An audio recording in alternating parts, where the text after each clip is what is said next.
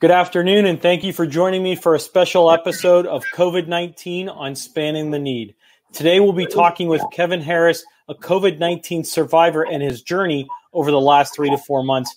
Kevin, thank you for joining me. It's really appreciative that you take the time out of your busy schedule. No problem, my man. And so just so we're aware, and people may not know this, is Kevin was one of the very first COVID cases confirmed in the state of Ohio and one of the very first in Eastern Ohio. And I think this is back in, and let's take a step there, Kev. We're talking March, correct? Give or take? Yeah. Or so Yes. Kind of take us through those first couple days of, through the beginning of how this happened? Do you know where you contracted it? Anything along those lines? Okay. First of all, again, thanks for having me, Anthony. I appreciate it. One of the things that got me was that you don't know what it is until they tell you what it is. And I'll tell you, it happened so fast because I was doing great. And March 2nd, that night, about 8 o'clock, I had a little tickle in my throat. Nothing major, just kept clearing my throat. And I was telling my buddy, I said, man, I think I'm getting sick. And so I wasn't going to work that hard that night. Well, about 2 hours later, that tickle was a cough. And the cough was real dry and real hard, like all of a sudden. It wasn't, a matter of minutes. It was like my first cough was a dry, hard cough. And I told him, I said, I got to go home. I am getting sick. I need some rest. Figured my body just needed the rest. So I go home, go to bed. I wake up about 7:30 the next morning, and I thought I had a severe case of the flu. So that's what it felt like initially. It was just a bad flu had taken over me in less than, 18 hours. And I go to the doctor that morning because I had a previous doctor's appointment for a checkup that they were doing. And I told her, I said, I'm sick as a dog. She just looked at me and said, you got the flu. I'm going to prescribe you some Tamiflu. Go home and rest for a few days. You'll feel all right in about 48 hours. Give it 5 or 6 days and you'll be a new man. So that's what I did. Unfortunately, that was the wrong thing to do. Being that later on we found out it was COVID and COVID pneumonia, the last thing you want to do is lay down. This thing makes you want to lay down and rest your body, but while you're resting, your lungs are filling up with fluid, and literally it's like a gel, like a plastic, and it turns your lungs to glass, and you can't take any consumption of air. So no matter when you try to take a breath, you can't get the air, even though the air is going into your lungs, you're not feeling it. It's not hitting your body. So I'd say it took about 5 days for that to happen. And I was out of the Tamiflu. I had one pill left because it was like a 5-day prescription.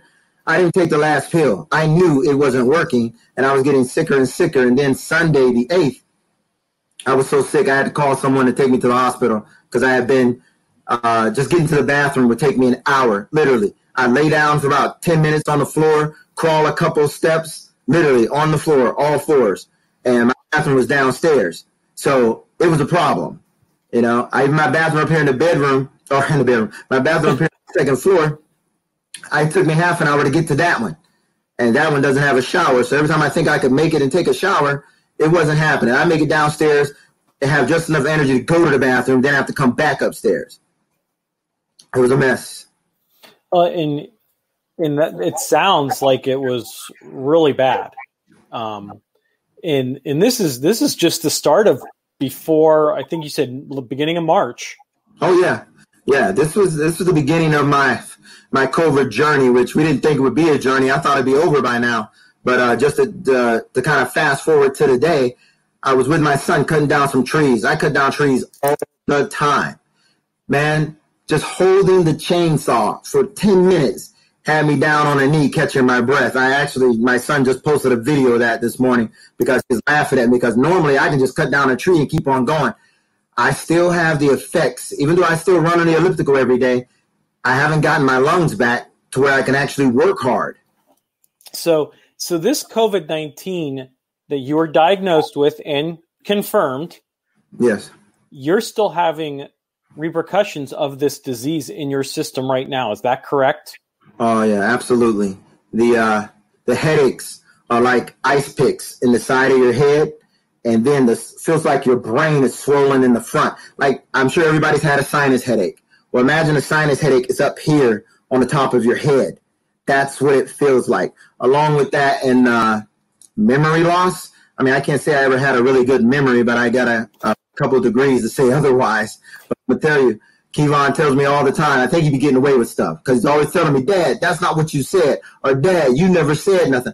But I get that from a lot of the guys too, where I thought about saying it and never said it. So when I asked them why didn't they do it, they said because you never said it. So either I'm crazy or they trying to make me crazy or COVID has made me crazy. Yeah, I have a good memory on occasions, and then I don't have a good memory. I think that's all of us.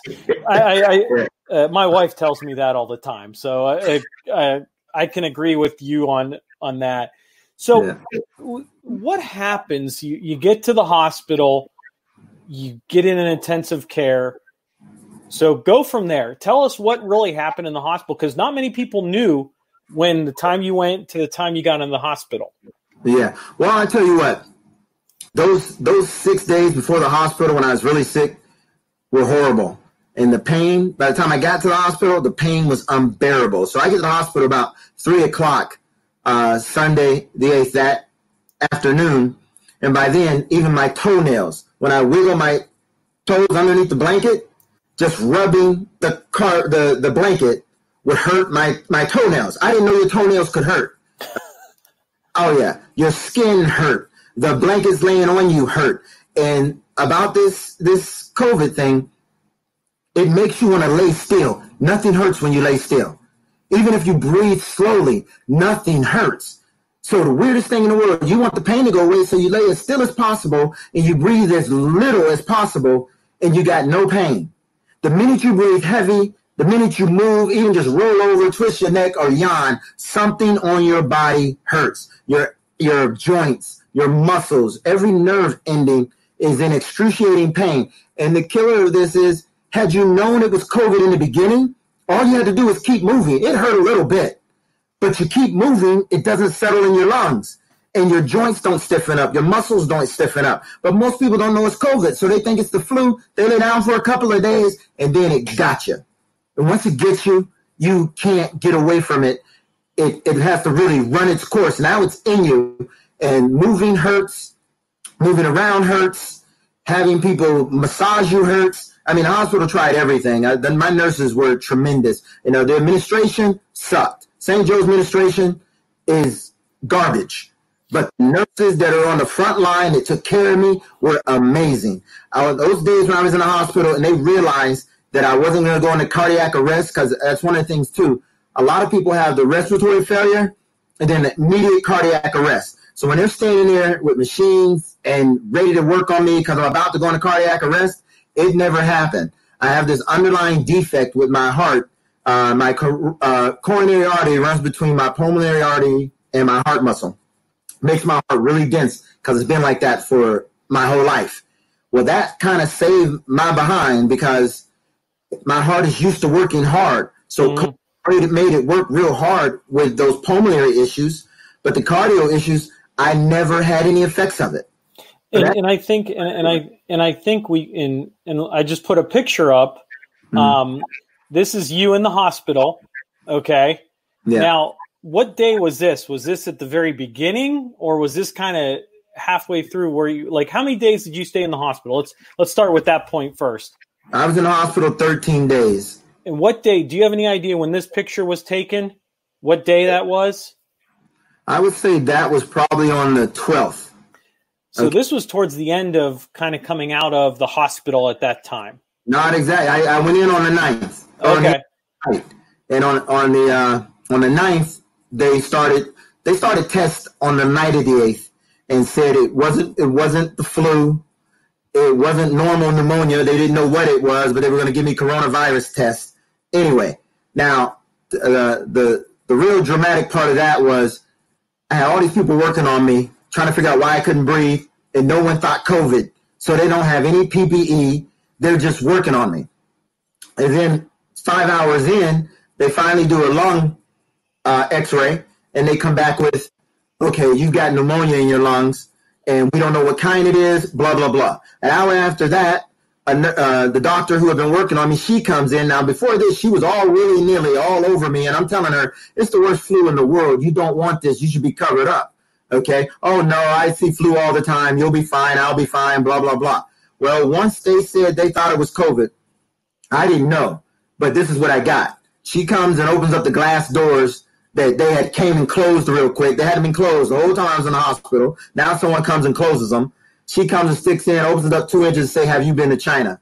I said, no, why would I go to China? She goes, well, have you been to China recently? I haven't been to China since 2010, okay? So there's no way I got Wuhan coronavirus, all right? She's telling me that this is what it looks like, and they're going to test me for it, and she just had to get out the way. That woman left my room, grabbed her jacket. I never saw her again. The whole time I was in the hospital, whatever her name was, I mean, I have her name, but I never saw that woman again. After that, only nurses started seeing me. The doctor who was taking care of me was gone. Those nurses took a coronavirus test. They said it wasn't administered properly, so it was going to fail. They had to do another one. So they do another one. Those tests are excruciating. Have you had one? No, I have not. If you don't have to have one, you don't want one. If it tells you, oh, the test wasn't that bad, didn't get it administered properly. I'm going to tell you that because that stick is about this long, and they go so far up your nose, it's like they touch your brain.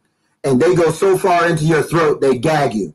If you didn't get gagged or they didn't touch your brain, they didn't administer it properly. I'm going to tell you that right now. Yeah, I've seen a lot of video from a lot of from news outlets that shows the long Q-tip that goes up. I've heard of stories of people that I know that have either gone to get tested, that are waiting for their results, or that I've seen. So I have not experienced it. I've been very fortunate that I've not come down with any symptoms, or maybe, hopefully, I've not. God be that I've not. Yeah. And let's talk a little bit about that. And you talk about some of the symptoms that you had. You had a muscle aches, you had fatigue, shortness of breath, all in your first cases, which COVID really started maybe January, February, but really no one paid attention to it until I think Italy started to get it. Europe started to get it. Then you had 5 cases, 10 cases. Ohio really didn't have anything, so they couldn't. But I think it was such a community spread at the time that no one knew what was going on. Right. And I think that was probably maybe a setback for a lot of people because they weren't expecting it. They didn't know much about they did not know much about the disease in general. And so your symptoms pretty much fit right now what the symptoms of COVID are that the CDC requires. Absolutely. I'll tell you what, I never lost my sense of taste or smell, but it did change. I already suffer from a condition called glysopharyngeal trauma, where I can't taste sugar, but my smell is fine. I had nerve damage in my mouth on my trigeminal nerve on this side of my face, and so it's a little numb, and it took that taste thing away. So when I got the real sensitive taste issue, I would never think it was part of COVID until later on when it was even worse, when everything tasted even more bad, than it had before. I will say this, the fever was like a light switch. It was not a fever that came and went away slowly. It came, was here for 3 or 4 hours, then went away instantly, and then came back instantly. And this rotated for days. I had a fever from the 3rd of March until the 17th. I came home from the hospital on the 20th of March. I hadn't had a fever for 3 days, so they saw that as the first, opportunity for me to leave the hospital. Well, and the one thing about that, and let me read some of these symptoms so people understand, and this is coming from the CDC. I know some people may think that the CDC, they're this or that, but they're pretty much a reliable source of this disease. And let me Absolutely. read some of these. And so this is as of just recently: fever and chills, coughs, fatigue, shortness of breath or difficulty breathing, muscle aches, headaches, loss of taste or smell, sore throat, congestion or runny nose, vomiting or nausea. And that's just, and you had probably majority of those to start. They have diarrhea. They have some kind of intestinal, it feels like intestinal flu. They have a rash that goes around, and yellowing fingernails or toenails, all kinds of things. Now, it's the last I looked, we stopped counting at 50 different symptoms because basically they were saying everything was an underlying issue of coronavirus.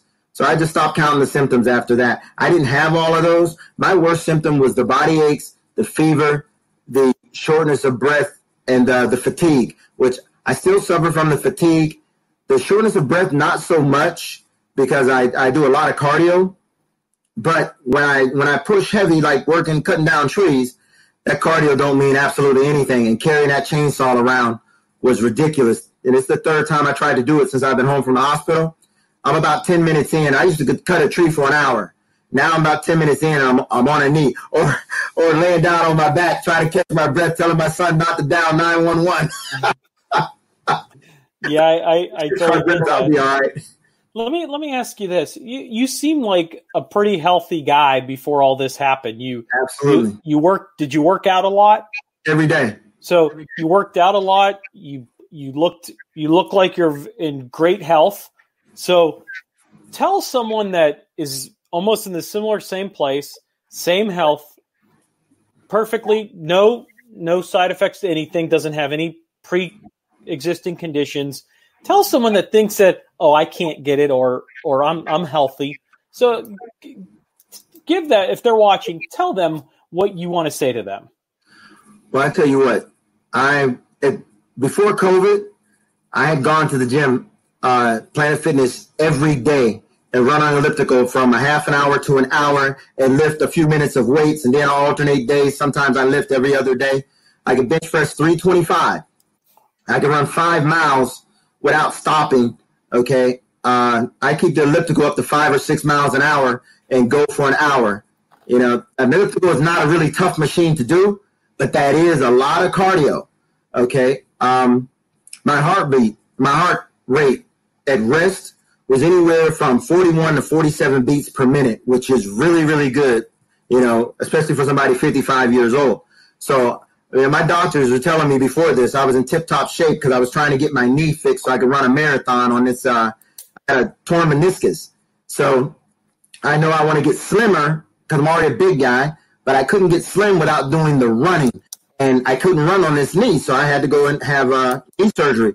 That's when they found out I had the heart condition, which kept me from having the knee surgery, which kept me from having cardiac arrest when I was going through COVID. That crazy heart that I couldn't stand in January saved my life. And I'll tell you this, about 2 weeks before COVID, I was on Facebook. I sent a post out telling everybody, get your mask now, because I buy masks for the Body Shop all the time, and they don't have masks because they said people are buying up all these masks to get ready for the coronavirus. At this point, there were no cases in Ohio. And 2 weeks later, I'm the 5th case in Ohio. So I was like 80th in the country. And the real killer on all of that is that almost everybody around me died. Everybody went on a ventilator. And at the time, 80% of the people going on a ventilator were passing away. So that's why I chose not to have a ventilator. That may have saved my life too, because I told them, my famous saying is I'm going to die on my feet instead of live on my knees. So I wasn't going to have them put me in a coma and then my family not be able to see me when I die and me not be able to see them. I wanted to die with my family standing there, even though, COVID is a very lonely process because they won't let anyone come near you. So these people, this 135,000 people that have died, very few of them have had an opportunity to say goodbye to their family members unless they did it like I'm talking to you through social media of some type. Otherwise, people, I've seen people who made the choice, I'm going to be in that room with my relative when they die. And that person has gotten sick. And in some cases, that person has died, But those are choices that people make. And, for a lot of older couples, I understand that. But for a lot of these younger kids that are getting it, they're being taken away from their parents. Some of them are dying. These kids think they're impervious. These guys I see at the gym, I go to the gym every day now. I see guys at the gym, hey, good to see you. I don't know how you caught that. I see you here every day. You're in tip-top shape. I'm not going to get it. I'm in better shape than you are. And I look at them and say, okay, keep thinking that.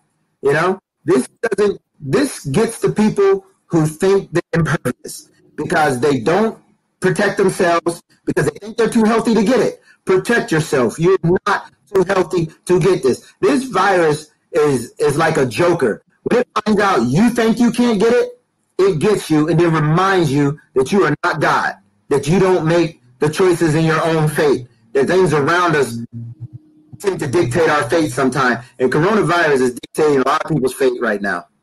Well, and that brings up a great point, is you were fifth in Ohio, pretty much one of the first. And 80th, which is wow, that's hard to deal with. Like, you're one of the very first. So we didn't know much about this disease. So let's take a quick look at the world. So this is the world. 12 million, almost 13 million cases confirmed. Okay. I mean, you kind of look at this and you kind of say, like, wow, what is really going on? U.S. has 3.3 million cases as the top. Okay. Deaths are they're reaching 200,000, but we're not there. We don't want to be there. We never want to be there. We are going to get there. And I feel that's and here are some of this is a map. All this information is from Johns Hopkins Hospital Medicine. They're the first one reliable. And you can tell everything in the red in the South is really going right now, which is a shame. Yeah, it is. So this is just for people to understand how bad it really is. This is no hoax. So Johns Hopkins University, that's where this website's coming from. So if anyone wants to take a look, they're more than welcome to do that. I thought that was something that needed to be said about this. There was a story out of Texas where a 30-year-old said, "This is a hoax. Oh, I'm going to a COVID party," and passed away. And I saw that. And how can you think that? I don't understand that, where people are getting sick. Yeah. You gotta excuse me. I when I see those numbers, I mean, like I talk about it all the time, but not in this setting, you know.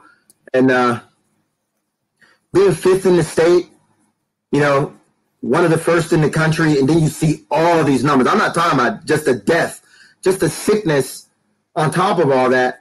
Within 3 days of me having this, there was 110 people that were sick.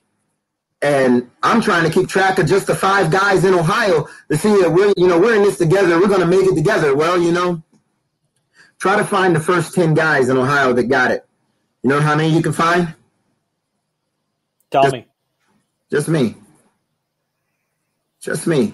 And actually, I just got I'll post it in a statement from Rick is saying, "Thank you for sharing your story." So I think that's really good to understand that you're sharing your story for people out there that should be taking this very seriously. Yes, we want to get on with our lives. We want to be normal, but we also have to be cautious. We also have to be common sense. Would you agree with that statement? Again, Anthony, we'll never be normal again. Understand this. After you go through the physical initial attack of COVID, then you have all the residual effects that they say could last for months, if not years, or if not be permanent. Okay? And I keep fighting it every day to say I'm not going to have permanent damage. I'm not going to have permanent damage. But my lungs, my kidneys, my liver, my heart, all these things they say are still affected. And I feel it from time to time when I try to be the old me. Okay? It's just really, really tough. And I don't want to be messed up for the rest of my life. Another thing people don't understand, the psychological effects. I went through the survivor's remorse. I've done a lot of stuff in my lifetime. I'm not the nicest guy in the world. And I think, why did I deserve to live? Why am I still here when I know 4 other guys I got a chance to meet and they're gone. They were all great people. It really gets to you. The first 5 nights out of the hospital, nightmares, night terrors of dying and people dying around me and me causing people to die. I think the biggest blessing I got out of this whole thing is that I didn't get anyone sick, which is almost impossible when you think about the fact that I'm all over town. Every day I see 40 to 50 people, Home Depot, Lowe's, Menards, Sam's Club, several different restaurants, Taco Bell here every morning. I mean, no one else got sick. When the CDC calls and says, "Hey, We need to know who you saw so we can trace this back and see who you exposed. I didn't see anybody for 10 days. So I was at home doing Kevin Harris for 6 days before I got sick. I didn't see anybody. They didn't believe that. And fortunately, a month later, no one that knew me or was around me was sick. And I just prayed to God that when it did hit here, that it started somewhere other than me. And I hate to put that on somebody else, but it obviously was somebody else because it wasn't me. And you see it's all over Ohio now. You talk about where did I get it? The only place I went to in 6 days prior to that, me going to the Cleveland Clinic, was the Cleveland Clinic. And that appointment for my knee had been canceled. So I went to the Cleveland Clinic for 15 minutes, arguing and complaining. I still want you to look at my knee. You made me drive all the way up here. I got out of bed for this. Otherwise, I wouldn't have got out of bed because I was maxing and relaxing. I did this. You need to do your job. They said no and sent me home. There was a couple in the elevator with me, and I can't say their names, but eventually I was able to track them down because they died of coronavirus. Husband and wife, okay? It's sad. Sick. I knew they were sick. I've told the story a million times. I thought they were arguing because they just looked really bad, like two people that just had a knockdown, drag-out fight. And I spoke to them, and they were like, kind of laughing about it, she wasn't feeling well, and she was there to be checked, but he was sick too.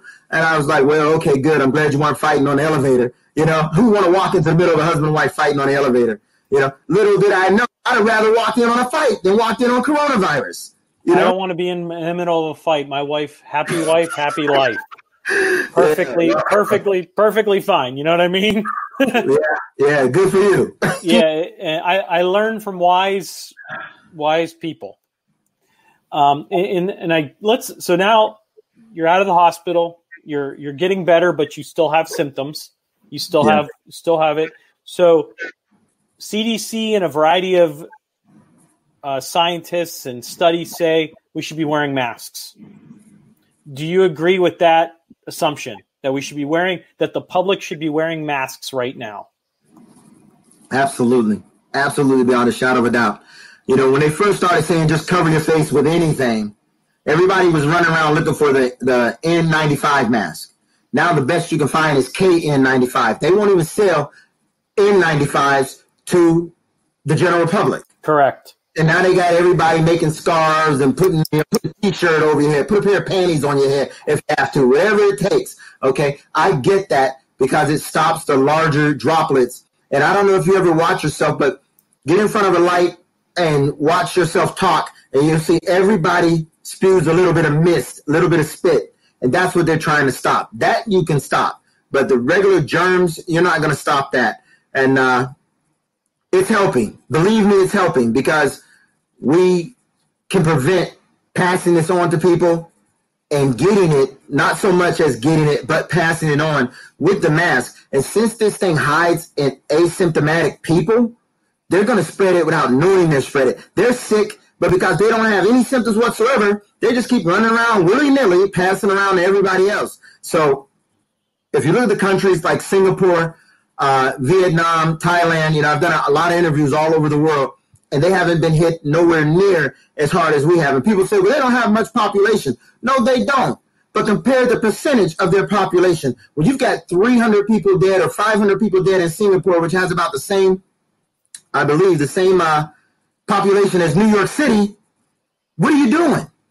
And you got to give Mayor Cuomo or Governor Cuomo his props because he really did a job in New York City and New York State. Even our governor, DeWine, he's doing a great job with Ohio. But this virus doesn't care about you doing a great job. It waits for you to get relaxed. It waits for you to drop your guard. And then it comes back out and gets you again. It's not going anywhere till we get something legit to fight it with. We're fighting a war with sticks and spears, and somebody's coming at us with a machine gun. That's what we're doing. And I think, and this brings up a good point, is let me share this. This is from Florida Atlantic University, and it shows how far just a cough can go.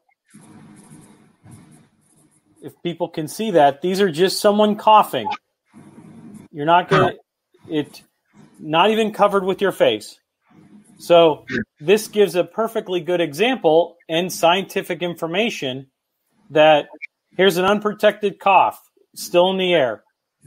It could go for 6, 12, 14 feet per this study. Yeah, look at it, still lingering in the air.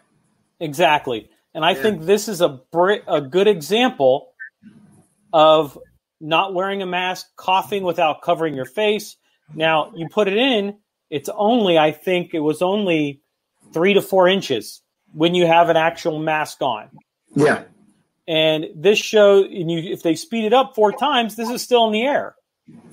And I think that's what really shows what can happen with this disease or this virus that's out there. And I think that just shows a great example of just what this thing can do. It's not a hoax. It's serious. It's not the Spanish flu, but it's becoming that. This is our modern day Spanish flu. That's exactly what it is. We should not be in the position that we're in because we have a whole lot more resources to protect us, than this. I don't know if you ever look at any of the things that the past presidents have said, but we've had Bush and Obama, talk about a pandemic is coming. They know a virus is going to come that we're going to have to fight, and we have to be prepared for it. And we were not prepared. How about the wishful thinking? On the 13th, when the day after they were telling the public that I'm the guy with coronavirus, they shut the schools down. Schools are only going to be shut down a couple of weeks. Remember them saying that? Now they don't know when they're going to reopen them. And I don't know if you saw any of my posts, but I was telling people then, this is bad. There's no way they're going to reopen the schools anytime soon. Kids aren't going back to college. They're going to shut them down. They hadn't even shut the colleges down at that point in time. Now everything is shut down. I expected the whole country to get shut down within a month. And obviously you saw the way it went down. That didn't happen. Our federal government is not trying to shut the country down. The states shut down one by one. And then because of economic pressure and civil unrest, if you call it that, they started opening back up too soon. And now we're going to feel the repercussions of that. More than once I posted on my Facebook page, the Coronavirus Warriors, that we were going to have 150,000 deaths by August. I don't want that to happen, but look where we are. And because of the reopening, another thing they're not doing, they're not telling us all the time frames. I'm sure you're aware now that the cases that they're reporting are on a 2-week lag. Correct. Or something that they're just catching up. That's right. So they're saying today we had 9,000 cases in Florida. That was 2 weeks ago. That's the 2 week ago number. Mm-hmm. So, the other day it was 15,000. That was 2 weeks ago. Not to mention that the reporting is a week behind. So they're getting their information 2 weeks late that they're giving to us, and the actual symptoms themselves are a week to 2 weeks from actually happening. So what we're seeing now was a month ago. And I think that's the problem. And I think that's a problem too, because you're going to say, okay, we have 6,000 cases today. And I can tell you from who I talk to, those numbers are probably as best as they're going to get them. True. And from what they put in and their daily stuff. And I know, talking with several people from the state, is they're doing the best they can with what they have. And I just showed the video of different types of masks from Florida Atlantic University. They showed from a stitched mask to an N95 to just a cloth. A mask does help, and it does work. Absolutely. And the CDC, we can tell you it's not perfect. It's not perfect, but it helps from spreading the virus to others. Wearing a cloth mask covering can help protect people around you, including your parents, elderly, higher risk of serious injury, illness. And I think that's what people don't understand. And there's some people making comments that they're not wearing a mask. I respect that, but please don't come around me. I'll be wearing a mask. I'll stay socially distanced. I respect what you want to do. That's totally fine. But I think at the end of the day is, like, I go visit my parents. My parents are elderly. My wife, we're both very healthy, young. But at the same time is I may pick it up as an asymptomatic and not get it with no symptoms, but take it to my parents, which I don't even want to think about that. Absolutely. Because they're elderly. So I think in all respect to everyone, wear a mask. And if you need to find one, I'll be happy to help you find one. I got plenty of them. I'll send you one. I won't send you one because I don't have that many. Well, we have a ton of them. We pass them out all the time. But I think that gives. So let me ask you this: was there when you were going through this process, was there any medications or treatments that helped you? I know that there's no cure, there's no vaccine right now. I know they're pushing the best they can, but was there anything that helped you? I know you weren't on a ventilator. So what helped you get through this? Well, I'll tell you what, I'm going to give all the glory to God, because my doctors came in after they saw it was COVID and told me there was nothing they could do, that I was going to basically die. And I'm a tough guy, so I wanted the tough answers. I asked the tough questions, and they said, yeah, we have nothing we can do for you. A few hours later, a infectious disease doctor came in, and she said, I've got some things they've been trying over in Europe. We'd like to try them on you. And my exact words were, I don't care if you get a black cat and have him piss on my forehead. If you think it's going to help, you go and do it, And she did everything she could, and nothing was working. And it came down to my body, and she started giving me, that was hydroxychloroquine. Remember when Trump was pushing hydroxychloroquine? Correct. Those headaches are tremendous. And the after effects of that stuff, your eyeballs swell. They feel like your eyeball got so much pressure on them, they're going to explode. That's one of the side effects of that hydroxychloroquine. Okay, and the Zithromax, they call it the Z-Pack. Okay, everybody sounded like it was going to be the cat's meow. Well, it was not. Okay, it was horrible. They basically, my liver function was bad, my kidney function were bad, and they knew this hydroxychloroquine was affecting my body. So I would say the only thing that really helped me was Tylenol. They had told me that if I kept that pneumonia between 7 and 9 days, I would probably die without a ventilator. They didn't diagnose me till the 9th day. So when they told me if you had COVID, you'd be dead by now, I didn't have COVID. Until 2 days later when they said, oh, wow, your test came back positive, you do have COVID. And I said, wait a minute, I should be dead, And yeah. The weirdest thing, your body has to last long enough to build the antibodies in order to fight it.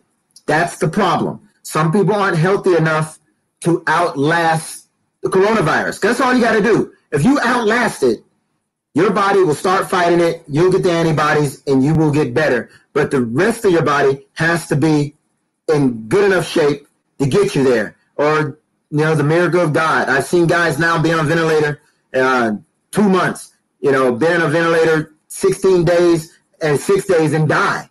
It's each individual is affected differently. This virus is a tricky monster. Yeah, and I can see that.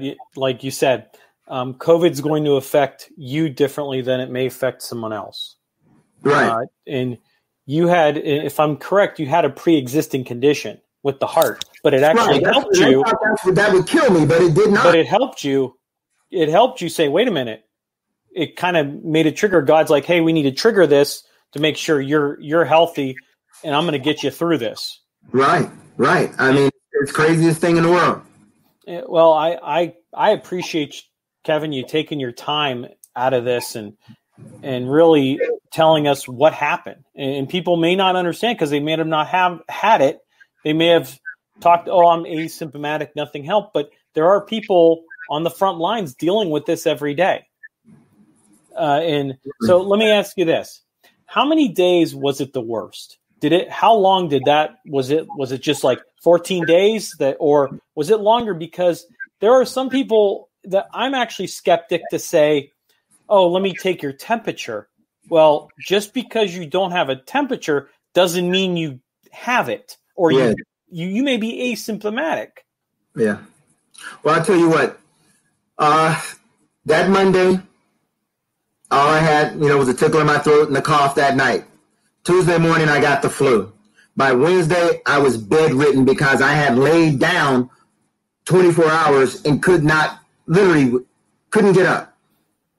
So Tuesday, Wednesday, Thursday, Friday, Saturday, Sunday. That's 6 days that it was super bad. And I'm in the hospital on Sunday. Monday, 7, 8, 9, 10 days. Then they tell me it's coronavirus. It took 4 more days. So I'd say 14 days before I saw the turnaround and started to get to the point where I could breathe. But I still couldn't walk. I actually could not. I could walk around the room a couple of minutes. But I came home on the 20th, and the hospital had nurses that were supposed to come and take care of me. I refused them because I didn't want anybody to get sick. I didn't know that it was their job to put their lives on the line and be at risk to take care of me. So I thought I could take care of myself. Let me tell you what. I walked up and down the stairs when I got the energy that Sunday. I slept on the floor. When I came from the hospital Friday, I slept on the floor till Sunday because I couldn't get upstairs. Sunday, I had enough energy to get upstairs and get in my bed. When I started walking up and down the stairs Monday, Tuesday, Wednesday, I got muscle aches in my legs and in my butt. I've never had a cramp in my butt. You ever get a Charlie horse in your leg? Yeah, I've had plenty of those. Well, hope to God you never get one in your butt. It hurt so bad. I laid down at 8 o'clock that night, and I didn't get up until 7 o'clock a day and a half later. I could not. Hey, luckily I didn't pee on myself, poop on myself. I didn't eat. I wouldn't let no one in the house. I was told don't let anybody in the house for 14 days. Yeah. Don't let anybody in the house until we release you. So I got the paperwork, which was on my website, showing how they said I had to test negative twice. Correct. I could be released. I've never had a negative test. All my tests come back positive. And when I asked for a seventh test, because think about this, I had 2 failed tests on the night I got in the hospital. I had a test Monday morning that came back 4 days later, positive. I had a test that Saturday that they said, we took it too soon. The CDC told the hospital was trying to get rid of me. They wanted me to test positive so they could get rid of me and all my news media mess. But the CDC said, nope, we're not doing that test because it was too soon. So they waited until the following Thursday, tested me, and then tested me on Friday and threw me out of the hospital. Physically threw me out of the hospital after they told me I wouldn't leave till the following Monday. They actually told the news media, my attorney, my family, everybody, he's leaving on Monday. And the minute they hung up that phone, 15 minutes later, they were throwing me out of the hospital because they didn't want the media attention. At that point, I was the only case of COVID in the hospital. Right. The floor dedicated to COVID patients because they were being prepared, but they were not prepared. We had 4 staff members that came in my room without PPE because they said it's not coronavirus, doesn't look like it, so we're just going to check you out and blah, blah, blah. Those 4 people, 2 of them got sick. Okay, 1 of them got family members sick. So the epicenter of the coronavirus epidemic in Trumbull County started at St. Joe's Hospital, which is a fact if you look at the cases, because they want to come around me before they knew I actually had the virus, because they didn't believe me when I said, it's got to be, because I've never felt the flu and I've never had pneumonia. This is ridiculous. No, you don't have COVID. It's some kind of pneumonia. We're going to get you taken care of, give you some antibiotics, and send you home. 4 days later, it's COVID. Well, we appreciate what everyone does at the doctors and nurses that take care of all our coronaviruses, our essential workers, absolutely from everyone that was out there, even financial services, bankers, grocery workers. We all salute you. We all salute. I'll be the very first honest. I salute everyone that works in a hospital. I don't care if you're the guy that cleans up the room, to the nurses, to the doctors, to the administration. That's just me. And it is what it is. And I don't think people were probably prepared for what was going on. No, they weren't. They weren't prepared. But those nurses were fantastic. I'm telling you, that's one thing I will give credit to. Not one of my nurses ever came in my room without the proper PPE or PPE, because they didn't know what was going on and they needed to protect themselves and protect other patients. My nurses were fantastic. It was these willy-nilly people that were coming and going, a dietitian, just a secretary or the front desk girl who wanted to come and turn my IV off because it was making too much noise and they could hear it in the hallway. Okay, well, tell a nurse to come and do what they're supposed to do. You don't just walk in my room and. Well, and I think everyone was trying to do the best they can with what they knew what was going on. I understand that. Sometimes the best ain't good enough. You just have to man up and take it on the chin. When you've done your best and your best ain't good enough, just step forward and say, hey, I screwed up. I have to do it. You have to do it, But now I've met a couple people that left the hospital. Things have really, really changed. They're on a whole different program now, and I commend them. If nothing else, I made mistakes, and I'm going to continue to make mistakes. And I just hope that they don't continue to make mistakes, because there's a lot of people out there. You see people in the video talking about what they did at this hospital, what they did at that hospital. Well, you got to see this generation hasn't seen anything like this until now. They'll be prepared for the next round, I'm sure. Whether they'll be prepared for the next round of coronavirus or not, I don't know, because they're telling us we're still in the first wave, but we got a second wave to look forward to in 4 months. Well, I think if we don't do something fast, we're going to be at that second wave, still in the first wave. Exactly. And Kevin, I appreciate you taking the time, telling us your story. One last question I have for you: are you up for any Q&A? I have some people that have some questions about you, if that's okay with you. My time is your time. I missed you last week and really wanted to be there. I'm here now. Get all you can, brother. So last statement: what advice can you give right now to anyone watching? Wash your hands. I've been touching my face and doing all that. Yep, because I want a clock. Every hour, I wash my hands. I don't complain about it. I don't tell anybody about it. But every hour, I get somewhere and wash my hands. I sanitize my hands. I got rough, dry, working man's hands anyway. We can do this. Wash your hands. Wear a mask. If nothing else, wear the mask for your parents, for your children, for your friends. Because you may not believe that it's happening until it happens to somebody that's close to you. And I stopped counting. We had 147 people that have called me through Facebook, Messenger, text messages. My dad is sick. My sister's sick. I'm sick. What can we do? And I tell them all the same thing. To date, not one of those people has passed away. Every single one. I had a guy tell me, I'm not getting out of bed. I can't do it. I said, I'll come over there and help you. Where do you live? I will come and help you get out of bed. Because if they're not letting you in the hospital and you get that pneumonia, that's scary. That ventilator is a scary prospect. You know that 70% of the people get on a ventilator are dying now. It was 80% when I was in the hospital. Now it's 70%. They're not telling you that number, but that's what's happening. So we have to not get on that ventilator if we can make it without it. The third thing is social distancing. I've been calling it physical distancing all day long, because you can socialize all you want on Facebook, YouTube. Look at us. We can talk all day doing this. We can socialize all we want. So stay physically distant from the people around you. And if you have to be around somebody, cover your face with something. I don't care if you cover it with a hat.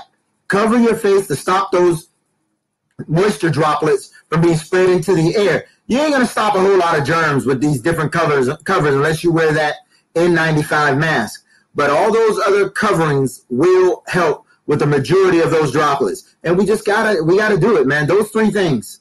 And just to add up, just to add up, just to add up what the governor just announced, a little over 66,000 cases that have been confirmed, and over 3,000 deaths just in the state of Ohio.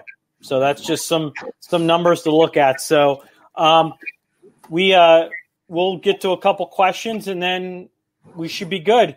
This first question is going to pop on your screen, Kevin. This one is from Stacy. Do you still have symptoms, and if so, what are they? Yes, Stacy, I still have symptoms, and I'm also psychologically on tilt, because every time I sneeze or cough or get a tickle in my throat, it scares me that the virus is back. So that psychological thing is the biggest part of it. I will say the shortness of breath when I work out, I get a little bit of that. Now, when I do heavy work, I get a lot of shortness of breath. Sometimes I can't catch my breath. I have to stop what I'm doing and take a break. I have headaches. Some of them are really, really bad. They're not like migraines. I've heard people describe migraines. I don't get blurry vision and all that, but I get what feels like a swelling in my forehead and a pinch on the side of my head that I never had before. And the pinch is more of a thing that lasts 15 or 20 seconds, like something is knocking on the side of my head. And outside of that, not anything else. Everything else is fine. No body aches, no muscle aches. My toenails don't hurt anymore, thank God. You don't have a cramp in your back. No cramps. From not working my body, remember, I didn't walk for a month. So I do get muscle spasms here and there from that. But, I've been lifting weights in the gym again and running my elliptical. So my body's slowly getting back together. It takes a lot longer to get it back than it does to lose it. Oh, tell me about it. I was working at home in March through just in the house. So it's like I get antsy. So I need to walk back and forth, just get the blood moving. So Stacy, Thank you for that question. I have another question from Nick. Nick says, would you recommend that they close down the state to help flatten the curve? Wow, Nick, that's a tough question because I'm also a business owner and, an independent contractor myself. And I do a lot of things that consist of me having to deal with the general public. And I know there are a lot of people when they see me and recognize me. Of course, it's not hard to recognize when I walk around with a shirt on. No, it's not. Uh-huh. No, it's not. I mean, it isn't. Yeah, so people tend to shy away, which I'm good. I'm as much as I seem to be a people person, I like my privacy. It's like living two lives. I have a really public life, and then I have a very private life, and I don't get to enjoy that too much. I will say that I'd rather them shut the state down than watch more and more people die. The killer is you don't know how many people are going to die if you don't shut it down. So if they shut it down and only 20 more people die, they'll say that was because we shut it down. And people say, well, that many people weren't going to die anyway. Maybe it would have been 25. Well, would you want those other 5 people to be 5 people you knew? I'm good with my hands and I have a good career. I've lived a good life. I'm one of those people, I don't see it hard for me to pick things back up and make money again. But I'm watching restaurants go out of business. I'm watching other small businesses go out of business. I'm watching people lose their jobs and about to lose their houses, and people can't pay rent, can't pay bills, can't buy their kids school clothes, and everybody's trying to figure out whether kids are going back to school anyway. I get all that. But at the end of the day, look back on anybody that you've lost to death of any kind. Would you trade everything you have to bring your mother back? I would. My mother and father are both gone. Thank God it wasn't COVID. But I would give everything I have except a pair of drawers, because you can't walk around here naked. They lock you up for that. But honestly, I would give everything I have to bring my mom back or bring my dad back, or my cousin Vanessa. She died at 13. Let's bring her back. Well, we have an opportunity to look out for the people that we know are still alive. And we don't know if they're going to be alive a year from now because of this virus. So we should do everything we can to give them the best odds of surviving. And right now, the best thing we could do is shut this economy down. And of course, Anthony, you're going to get people say, well, what about suicides are up? And what about homicides are up? I get it. You're going to lose a lot of people no matter which way you do this. But we can make a choice how we're going to lose ours. I don't want to lose none of mine to COVID. So I tell all of mine to wear masks. We don't hug and kiss anymore. We used to hug and kiss each other all the time, my family. Now we just kind of look at each other and laugh and, say we'll get it in when we can. We've got to shut this down if we're going to slow this down. Otherwise, think about it. The only people who are going to be left are the people that are asymptomatic or the people who have the antibodies. We're going to kill everybody else because there's only 2 types of people in the world right now, Anthony. Those that have gotten the virus and those that are going to get the virus. Okay? You're going to get it. Whether you're asymptomatic or not, you're going to feel the repercussions of coronavirus, COVID-19 in your life. It's happening. It's happening all around us. Accept it and just keep on going. If you're one of those people that say, well, if I get sick, I just get sick. It's my time to go. Okay, then God must have chose 135,000 people from the United States to disappear in the last 4 months, because that's what exactly happened. That would not have necessarily died had it not been for COVID. And I don't like that statement. Like just someone saying that or thinking, I know. I don't like it either. I get it. That's not how it works. Because you could give it to someone you love. You can give it to someone that you care about. And it just, I agree with you on that. It's just some people, that's just how some people are. I respect that. I'm going to stay my distance away and go. And this is a great question that we talked a little bit about earlier about people going to COVID parties. Okay. So here's the question. What would you tell college students who plan to keep partying like there is no pandemic? That's a great question. I would tell them to stop and take a break. Pick up the phone and call your friends and ask them if they've known anybody that's been sick. Then find that person that's been sick and talk to them. Find that person that's lost a loved one and talk to them. Because all those college kids that are having a great time, sooner or later, someone they know is going to die of COVID. Sooner or later. Here's a question for you, and I know this might seem like it's totally off the subject, but when you think about the prison system, you know anybody in prison? I can't answer it because no one comes to my mind. You know anybody that's been to prison? Yes. That's your COVID answer right there. There are 2.3 million people in the prison system right now. Okay? The federal prison system. How many people would you say have been affected with COVID? 3 million? A little over 3 million, and if my numbers are correct. So besides me, how many people do you know have had COVID? You know some people that have had COVID. And I know friends that have had people pass away because of COVID. You're dealing with the same numbers as the prison system. People don't want to think about going to prison or don't want to think about somebody having been in prison. But we all either know someone or know someone that has someone that's in prison. That's the same thing that's happening with COVID. And that's just way too much. Way too much. You know, the prison system has 25% of the people in the world are in the United States prison system, where we only have 5% of the population. We're doing the same thing with COVID. Two things that we have decided we're going to ignore because they don't affect us directly until it does. Just like the prison system has started to affect everybody, COVID is affecting everybody. And if we don't do something about it, both of those systems have overwhelmed the systems that run them. The prison system is overrun and the hospital system is being overrun. Okay, two total disasters that our federal government has to work with. It is bad enough to have one epidemic, and then have a pandemic on top of that. Yeah, and I think you got a great point. This virus will affect someone somehow, some way by the time it's done. If it doesn't, God bless you. Absolutely. God did bless you. If it doesn't, he already blessed you. Yeah. And we're very fortunate. So Kevin, those are some great questions that we got from some people. Kevin, thank you for taking your time out of your day to give us this great information. I really appreciate it. Everyone, thank you for joining us for another episode of Spanning the Need. Stay tuned. Tomorrow night we'll be with Oh Wow and the Science Guy Kids Edition. Be safe and God bless. Thank you for having me.